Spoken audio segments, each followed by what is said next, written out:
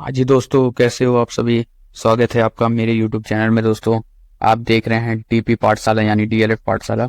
दोस्तों हम लोग थर्ड सेमेस्टर का बैच चला रहे हैं। शैक्षिक मूल्यांकन हम लोग पढ़ रहे हैं पेपर 1, और साथ ही साथ हमने फर्स्ट सेमेस्टर के लिए भी बैच स्टार्ट कर दिया है। तो आप लोग के अगर रिलेशन में कोई भी है, कोई लड़का या लड़की है जो डीएलएड में एडमिशन लिया उसने, तो आप लोग हमारा चैनल रिकमेंड करें। हम लोग फ्री में पूरा सिलेबस कंप्लीट करेंगे और जल्द से जल्द कंप्लीट कर देंगे, और नोट्स भी आप लोगों को मिलेगी सारी चीजें। तो आपको कहीं भी और जाने की जरूरत नहीं है, किसी और कोचिंग की क्लास लेने की जरूरत नहीं है पैसे दे करके, जब आपको सारी चीजें फ्री में मिल रही है। ठीक है दोस्तों, तो आइए हम लोग पढ़ते हैं आज की क्लास में। शैक्षिक मूल्यांकन की 9 क्लास हो गई थी, आज है 10वीं क्लास, क्लास 10th हम लोग लेंगे। और हम लोग रिवाइज कर लेते हैं कि हम लोग ने क्या क्या पढ़ा था।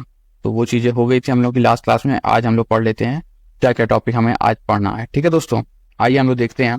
तो पहला हम लोग पढ़ेंगे मूल्यांकन अभिलेखीकरण। मूल्यांकन अभिलेखीकरण, मूल्यांकन मतलब इवेल्युएशन, अभिलेखीकरण आपका मतलब डॉक्यूमेंटेशन है ना दोस्तों। मतलब कि डॉक्यूमेंटेशन ऑफ इवेल्युएशन। ठीक है, इंग्लिश में कहते हैं डॉक्यूमेंटेशन ऑफ इवेल्युएशन। अभिलेख मतलब डॉक्यूमेंट। ठीक है, अभिलेख मतलब डॉक्यूमेंट होता है। अभिलेख एक प्रकार का साक्ष्य मतलब एविडेंस होता है, जो किसी योजना मतलब प्लान, व्यक्ति, पर्सन या व्यवस्था मतलब सिस्टम के बारे में जरूरी जानकारी देता है। अभिलेख क्या होता है दोस्तों? अभिलेख एक आपका साक्ष्य होता है मतलब एविडेंस होता है, जो किसी योजना, व्यक्ति या व्यवस्था, सिस्टम जो है उसके बारे में जरूरी जानकारी देता है आपके बारे में। तो यही उसी को काम होता है, यही होता है अभिलेख मतलब डॉक्यूमेंट। यह जानकारी लिखित रिटर्न रूप में सुरक्षित रह जाती है, ताकि सुरक्षित रखी जाती है ताकि जरूरत पड़ने पर उसका उपयोग किया जा सके। समझे दोस्तों? तो अभिलेख क्या होता है? अभिलेख एक प्रकार का साक्ष्य होता है, जो किसी योजना, व्यक्ति या व्यवस्था के बारे में जरूरी जानकारी देता है। यह जानकारी लिखित रूप में सुरक्षित रूप रखी जाती है ताकि जरूरत पड़ने पर उसका उपयोग किया जा सके। समझे दोस्तों? समझ आया आप लोगों को? दोस्तों डीएलएड पाठशाला को आप लोग लाइक करें, सब्सक्राइब करें, टेलीग्राम चैनल ज्वाइन कर लें नोट्स पीडीएफ लेने के लिए। ठीक है दोस्तों, आइए हम लोग आगे चलते हैं अब नेक्स्ट चीज पे। नेक्स्ट टॉपिक हम लोग का है मूल्यांकन।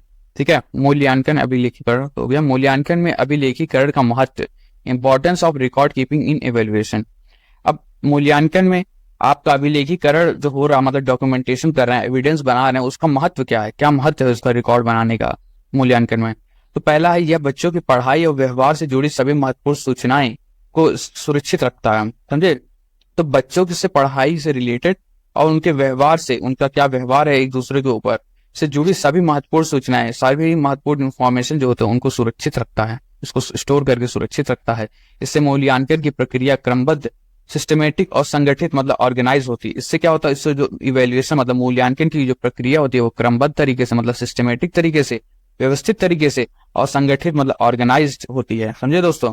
इससे बच्चे के पहले के प्रदर्शन की जानकारी मिलती है, जो आगे की योजना बनाने की मदद करता है। इससे क्या होता है? इसमें सारी रिकॉर्ड आपने स्टोर कर रखे हैं, तो इससे क्या होता है? इससे आपको जानकारी मिलती है कि बच्चा आपका पहले कैसा था और अब इसको कैसे हमको इसको और आगे लेकर के चलना है, इसमें क्या क्या सुधार लाने हैं। तो ये सारी चीजें जानकारी के लिए आपको मूल्यांकन का अभिलेखीकरण होता है। ठीक है दोस्तों, तो पहला पॉइंट क्या था? यह बच्चों की पढ़ाई और व्यवहार से जुड़ी सभी महत्वपूर्ण सूचनाएं, इंपॉर्टेंट इंफॉर्मेशन को सुरक्षित रखता है। दूसरा था, इससे मूल्यांकन प्रक्रिया क्रमबद्ध मतलब सिस्टमेटिक और संगठित ऑर्गेनाइज होती है। तीसरा है, इससे बच्चों के पहले के प्रदर्शन की जानकारी मिलती है, जो आगे की योजना बनाने में मदद करती है। समझ आया दोस्तों? समझ में आया दोस्तों? तो चलिए हम लोग आगे की तरफ चलते हैं। आगे की तरफ हमारे क्या है? संज्ञानात्मक पक्ष का अभिलेखीकरण। अब जो संज्ञानात्मक पक्ष है मतलब कॉग्निटिव मतलब दिमाग वाला जो आपका आता है, तो संज्ञानात्मक पक्ष का अभिलेखीकरण मतलब record keeping of cognitive aspect. ठीक है, इसका अभिलेखीकरण मतलब इसका डॉक्यूमेंटेशन, इसका एविडेंस बनाना। तो इसमें हम सोचने समझने मतलब थिंकिंग, सोचने समझने और ज्ञान से जुड़ी क्रियाओं का अभिलेख तैयार करते हैं। इसमें क्या करते हैं? हम सोचने समझने वाले मतलब थिंकिंग करने वाले और ज्ञान से जुड़ी और जो ज्ञान से रिलेटेड चीजें, क्रियाएं हैं, उसका अभिलेख तैयार करते हैं। उसका हम लोग अभिलेख मतलब एविडेंस मतलब डॉक्यूमेंट तैयार करते हैं। जैसे कि नियम, सिद्धांत, प्रिंसिपल्स, घटनाओं की तुलना मतलब कंपैरिजन, व्याख्या मतलब एक्सप्लेनेशन। तो ये सारी चीजें आपकी आती है संज्ञानात्मक पक्ष का अभिलेखीकरण। रिकॉर्ड कीपिंग और कॉग्निटिव एस्पेक्ट में आपके क्या आते हैं? इससे हम सोचने समझने, थिंकिंग और ज्ञान से जुड़ी क्रियाओं का अभिलेख तैयार करते हैं। जैसे कि नियम हो गया, सिद्धांत हो गया, घटनाओं की तुलना हो गई और व्याख्या हो गया। समझ में आया दोस्तों? आइए, तो फिर आप लोगों को समझ में आ गया है तो हम लोग नेक्स्ट टॉपिक पे चल लेते हैं। अब संज्ञान सहगामी पक्ष का अभिलेखीकरण। ठीक है, संज्ञान सहगामी का पक्ष का अभिलेखीकरण मतलब record keeping of cognitive companion aspect. ठीक है, सहगामी पक्ष मतलब कंपेनियन एस्पेक्ट। ठीक है, अब उसका रिकॉर्ड कीपिंग करते हैं कॉग्निटिव कंपेनियन का एस्पेक्ट का। तो इसमें दो पक्ष होते हैं, क्या क्या दो पक्ष होते हैं इसमें, एक होता है भावनात्मक पक्ष, एक होता है कौशलात्मक, नहीं क होगा कौशलात्मक पक्ष, ठीक है, क होगा, टाइपिंग मिस्टेक है। कौशलात्मक पक्ष मतलब स्किल एस्पेक्ट, ठीक है दोस्तों। पहला है भावनात्मक पक्ष, दूसरा है कौशलात्मक पक्ष। तो इसमें क्या होता है, भावनात्मक पक्ष मतलब इफेक्टिव एस्पेक्ट, ठीक है। इसमें बच्चों की रुचियां जो होती है, बच्चों के जो इंटरेस्ट होते हैं, मान्यताएं मतलब बिलीफ होती हैं, क्या मान्यताएं उसकी, और चरित्र मतलब कैरेक्टर को देखा जाता है। भावनात्मक पक्ष में क्या देखा जाता है, इसमें हम बच्चे की रुचियां देखते हैं, बच्चे की इंटरेस्ट देखते हैं, उसकी हॉबी देखते हैं, उनके मान्यताएं को देखते हैं, उनके बिलीव्स को देखते हैं कि क्या उनकी मान्यताएं हैं, और उनके चरित्र, जो उनके चरित्र हैं, कैरेक्टर हैं, उसको देखा जाता है दोस्तों। समझ में आया आप लोगों को?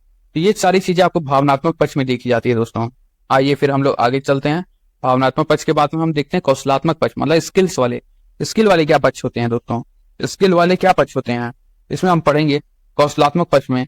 इसमें बच्चे की सामाजिक मतलब सोशल, भाषीय मतलब लिंग्विस्टिक, ठीक है, गणितीय मतलब मैथमेटिकल, और शारीरिक मतलब मोटर क्षमताओं, मोटर स्किल्स, क्षमताओं का रिकॉर्ड किया जाता है। इसमें क्या है, कौशलात्मक पक्ष में कौशल मतलब स्किल के एक्सपेक्ट को देखा जाता है, मतलब स्किल से रिलेटेड जो भी चीजें होती हैं, जैसे सामाजिक मतलब सोशल कितना है, कैसा है सोशल रिकॉर्ड्स, भाषीय मतलब लिंग्विस्टिक, उसकी गणितीय मतलब मैथमेटिकल, और शारीरिक मतलब मोटर क्षमताओं का रिकॉर्ड किया जाता है। इन सभी चीजों के क्षमताओं का रिकॉर्ड किया जाता है, इसी को आता है कौशलात्मक पक्ष मतलब स्किल एस्पेक्ट, ठीक है दोस्तों। तो संज्ञान सहगामी पक्ष का अभिलेखीकरण में दो पक्ष आते हैं, एक आता है भावनात्मक पक्ष, दूसरा आता है कौशलात्मक पक्ष। समझ में आया आप लोगों को? चलिए फिर समझ में आया तो आगे चलते हैं हम लोग। सतत मूल्यांकन मतलब कॉन्टिन्यूअस इवेल्युएशन क्या होता है, सतत मूल्यांकन, ठीक है दोस्तों। अब सतत मूल्यांकन मतलब कॉन्टिन्यूअस मतलब लगातार इवेल्युएशन होता रहे, लगातार मूल्यांकन होता रहे। तो क्या होता है, डेली, वीकली, मंथली या हाफ ईयरली या एनुअली, ये सारी चीजें होती रहती हैं कॉन्टिन्यूअस इवेल्युएशन में। तो यह बच्चे की लगातार मतलब रेगुलर प्रगति को जानने और समझने का तरीका है। यह क्या है, यह बच्चे की रेगुलर प्रगति मतलब डेली की प्रगति को जानने और समझने का तरीका होता है। इसमें क्या क्या आता है, इसमें आपका आता है 4 या 5 पॉइंट आते हैं, ठीक है। पहला आता है डेली, फिर आता है weekly, monthly, half yearly and annual, ठीक है। अब डेली हम लोग पढ़ते हैं दैनिक मूल्यांकन में। दैनिक मूल्यांकन हमारा है डेली इवेल्युएशन, ठीक है। इसमें क्या होता है, रोज बच्चों के गृह कार्य मतलब होमवर्क और कक्षा कार्य मतलब क्लास वर्क को देख कर मूल्यांकन किया जाता है। इसमें क्या किया जाता है, इसमें रोज बच्चों के होमवर्क और क्लास वर्क, कक्षा कार्य, गृह कार्य और कक्षा कार्य को देखकर मूल्यांकन किया जाता है। इसी को दैनिक मूल्यांकन कहते हैं दोस्तों, ठीक है। आते हैं दूसरा साप्ताहिक मूल्यांकन मतलब वीकली इवेल्युएशन। इसमें क्या होता है, हर हफ्ते बच्चों की ड्रिल विधि से पढ़ाया जाता है। ड्रिल विधि आपने पढ़ा होता ना लास्ट सेमेस्टर में, सेकंड सेमेस्टर में, ड्रिल वाला, लैंग्वेज सीखने के लिए, इंग्लिश सीखने में ड्रिल मेथड। तो हर हफ्ते बच्चों को ड्रिल विधि से पढ़ाया जाता है, जैसे पहाड़ी, कविता आदि, ठीक है दोस्तों। हर हफ्ते के अंत में मूल्यांकन होता है और कमजोरियों को सुधारने के लिए उपाय किया जाता है। साप्ताहिक मूल्यांकन में क्या होता है, वीकली इवैल्यूएशन में हर हफ्ते बच्चों को ड्रिल विधि से पढ़ाया जाता है, जैसे कि पहाड़ी, कविता आदि। हर हफ्ते बच्चों को पढ़ाया जाता है ड्रिल विधि से, और फिर हफ्ते के अंत में जब अंत आता है तो मूल्यांकन होता है और कमजोरियों को सुधारने के लिए उपाय किए जाते हैं। यही है साप्ताहिक मूल्यांकन, ठीक है दोस्तों। आइए अब हम लोग तीसरे पॉइंट पे आते हैं, मासिक मूल्यांकन मतलब मंथली इवेल्युएशन। इसमें क्या होता है दोस्तों, हर महीने जो बच्चों का ज्ञान होता है, कला होती है, गणित होता है, वाचन होता है आदि का मूल्यांकन किया जाता है। यही होता है आपका मासिक मूल्यांकन, मतलब हर महीने बच्चों का ज्ञान, कला, गणित, वाचन आदि का मूल्यांकन करना ही मासिक मूल्यांकन होता है। बच्चों की प्रगति का अभिलेख तैयार किया जाता है। इसमें क्या, मासिक मूल्यांकन में बच्चे की जो प्रगति है, जो बच्चे की प्रगति हो रही है, स्पीड हो रही है प्रगति से, उसको बदलाव हो रहे हैं, उन सभी चीज का अभिलेख तैयार किया जाता है, मतलब डॉक्यूमेंट तैयार किया जाता है। चौथा आता है अर्धवार्षिक मूल्यांकन मतलब हाफ ईयरली। समझे दोस्तों, हाफ ईयरली आ गया मतलब अब आधे साल में। तो 6 महीने में एक बार परीक्षा होती है, इसकी हाफ ईयरली एग्जामिनेशन होता है ना, अर्धवार्षिक मूल्यांकन। तो इसमें बच्चों की पूरी प्रगति का अंदाजा लगता है। इसमें क्या होता है, बच्चे की कितनी पूरी प्रगति हो रही है उसका अंदाजा लगता है। तो रिपोर्ट कार्ड अभिभावक पेरेंट्स को दी जाती है। रिपोर्ट कार्ड आप लोग देखते होंगे ना, हाफ ईयरली एग्जाम होता है, हाफ ईयरली एग्जाम के बाद आपका रिजल्ट निकाला जाता है, तो मीटिंग बुलाई जाती है। तो रिपोर्ट कार्ड, जो नंबर रिपोर्ट कार्ड बनता है पूरा आपका, वो अभिभावक को दी जाती है। वो दिखाया जाता है कि आपके बच्चे का ये प्रोग्रेस है, ठीक है। अब 5वें पॉइंट पे हम लोग आते हैं, वार्षिक मूल्यांकन मतलब एनुअल इवेल्युएशन। साल के अंत में परीक्षा होती है, एक फाइनल परीक्षा, उसी को कहते हैं वार्षिक मूल्यांकन। इसके आधार पर बच्चा को अगली कक्षा में भेजा जाता है। इसमें देखा जाता है कि बच्चे को ये क्लास तक ये मिनिमम कम से कम ये चीज आ गई है कि नहीं आ गई। अगर नहीं आती है बच्चा फेल हो जाता है तो उसको उसी क्लास में रहने दिया जाता है। अगर वो पास उसको वो क्वालिफिकेशन को मीट कर देता है, वो उतना उसको आता है तो उसको नेक्स्ट क्लास में अगली कक्षा में भेज दिया जाता है। यही होता है वार्षिक मूल्यांकन में, समझे दोस्तों। तो सतत मूल्यांकन मतलब कॉन्टिन्यूअस इवेल्युएशन में हमने पढ़ा दैनिक मूल्यांकन, साप्ताहिक मूल्यांकन, मासिक मूल्यांकन, अर्धवार्षिक मूल्यांकन और वार्षिक मूल्यांकन। ठीक है दोस्तों, आइए हम लोग नेक्स्ट पढ़ते हैं। हाँ, बस एक स्लाइड बची है। तो पुनर्बलन पुनर्बलन मतलब री इन्फोर्समेंट इन इवेल्युएशन। री इन्फोर्समेंट इन इवेल्युएशन मतलब पुनर्बलन क्या होता है। ठीक है, अब हम लोग देखते हैं।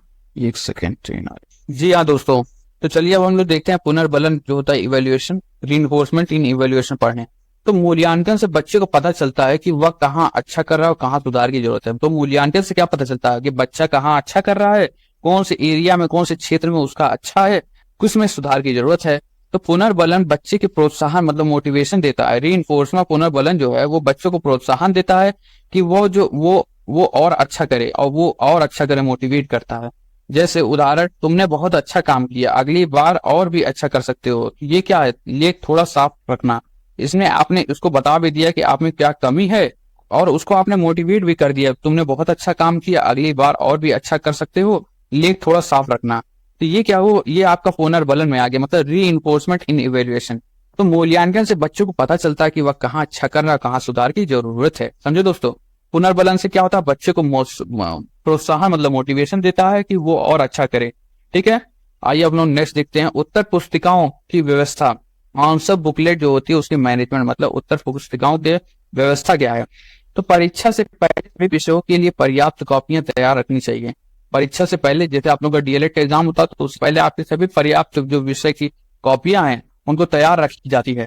कक्षा के बच्चों की संख्या के अनुसार उनका वितरण करना चाहिए। तो कक्षा में जितनी संख्या है बच्चे हैं, कक्षा में जितने बच्चे हैं उन्हीं के अनुसार उनका वितरण करना चाहिए कॉपियों का। ठीक है दोस्तों, तो ये था हम लोग का लेक्चर 1, लेक्चर आज का जो था 10वां वाला। आशा करते हैं दोस्तों आप लोगों को आज क्लास समझ में आई होगी। आइए हम लोग डिस्कस कर लेते हैं हम लोगों ने क्या क्या पढ़ा। हम लोगों ने क्लास शैक्षिक मूल्यांकन की क्लास 10वीं में पढ़ा। आज मूल्यांकन अभिलेखीकरण क्या होता है, मूल्यांकन अभिलेखीकरण का महत्व क्या होता है, संज्ञानात्मक पक्ष का अभिलेखीकरण, संज्ञान सहगामी पक्ष का अभिलेखीकरण, सतत मूल्यांकन क्या होता है जिसमें हमने 5 पॉइंट्स पढ़े थे। फिर हमने पढ़ा था पुनर्बलन मूल्यांकन में होता है। फिर हमने पढ़ा उत्तर पुस्तिकाओं का व्यवस्था। ये सारी चीजें हमने पढ़ी। आइए हम लोग शॉर्ट नोट डिस्कस कर लेते हैं एक बार। तो अभिलेख मतलब किसी व्यक्ति या योजना से जुड़ी लिखित जानकारी को अभिलेख कहा जाता है। क्या है, किसी व्यक्ति या योजना से जुड़ी लिखित जानकारी, डॉक्यूमेंटेशन को ही अभिलेख कहा जाता है। मूल्यांकन में अभिलेख से बच्चों की पूरी जानकारी मिलती है। मूल्यांकन में अभिलेख से बच्चों की पूरी जानकारी मिलती है, उनके रिकॉर्ड पता चलते हैं। संज्ञानात्मक पक्ष में ज्ञान और सोच से जुड़ी जानकारी को हम देखते हैं। सहगामी पक्ष में भावनाएं, रुचियां और कुशलताएं को देखी जाती है। सतत मूल्यांकन आपका 5 तरीके का होता है, daily, weekly, monthly, half yearly और एनुअली।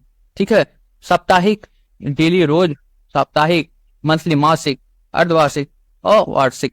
ठीक है, पुनर्बलन क्या होता है, सुधार और प्रोत्साहन देने की प्रक्रिया होती है, रीइंफोर्समेंट। ठीक है, उत्तर पुस्तिका परीक्षा के लिए कॉपियों को सही व्यवस्था करना। ठीक है दोस्तों, आशा करते हैं आज का लेक्चर आप लोगों को अच्छा लगा होगा। दोस्तों ये थी क्लास शैक्षिक मूल्यांकन की क्लास 10। दोस्तों लाइक करें, कमेंट करें, शेयर करें, चैनल को सब्सक्राइब करें। हम लोग का लक्ष्य है दोस्तों 90% प्लस हम लोग लाएंगे इस बैच में। तो दोस्तों शेयर कर दें सभी ग्रुपों में, कमेंट भी कर दिया करें। मिलते हैं नेक्स्ट वीडियो में हम लोग। और शाम की क्लासेस हमारी विज्ञान की चल रही है। आज हम साइंस की क्लास 2 लेंगे, बस हमने कल ले ली थी। आप लोग उसको देख लीजिए, प्लेलिस्ट भी हम लोग बना देंगे उसकी विज्ञान की, बाकी सबकी प्लेलिस्ट बनी हुई है।